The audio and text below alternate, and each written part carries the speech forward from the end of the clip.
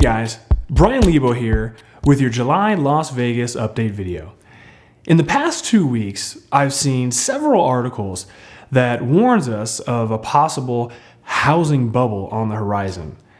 Today, I'm going to cover the typical analytics we always do, but I'm also going to post a separate video that addresses this potential concern. Okay, first up is the NODs, or Notice of Defaults.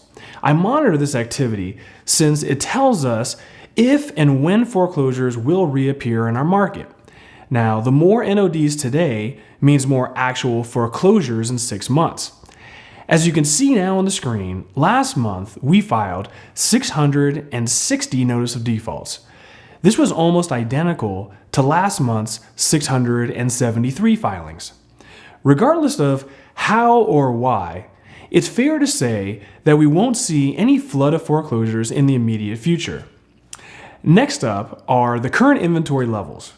As you can see on the screen right now, the inventory levels have been brutally consistent this entire year, hovering around 6,500. Now, inventory's been increasing lately to about 7,000, but still, it's nothing to be concerned about. This is still technically a seller's market, and this low inventory has been our saving grace, since if we had 10 to 12,000 homes in the market, we'd likely see some serious price decreases. Okay, let's quickly break down this inventory. Right now, only 13% of the inventory are short sales, and only 5% are foreclosures. This leaves an amazing 82% of our inventory as traditional or normal sales. This is fantastic all the way around. You see, more traditional sales means overall higher prices. This also means that buyers have better options out there to choose from. All right, next up are last month's sales. Last month, we sold 2,517 resale homes. This was a small decrease from the previous month.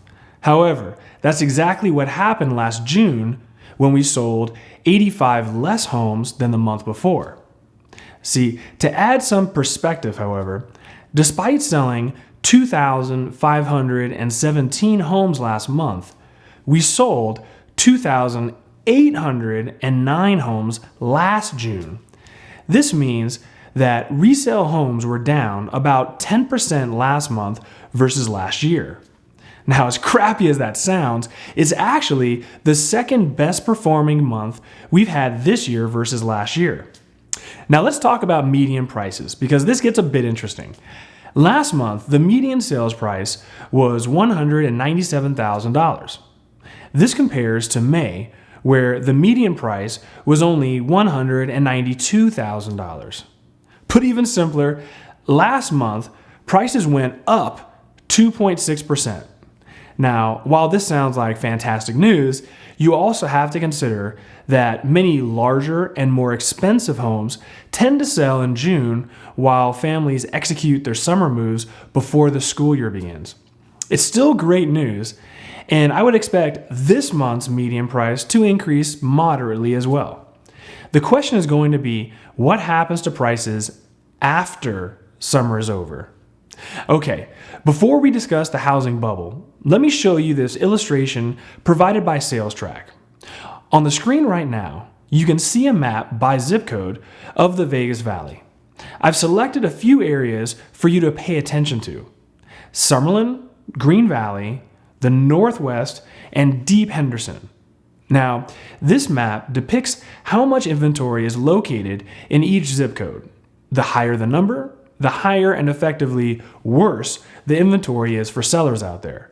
What's surprising is that the inventory in the newer and more desirable parts of Green Valley are selling much worse than the older and more affordable parts. Even Silverado Ranch has half of the inventory that Anthem and Seven Hills has. Now let's look up at Summerlin. In Summerlin, it's very consistent between 2.4 months and a high of 3 months.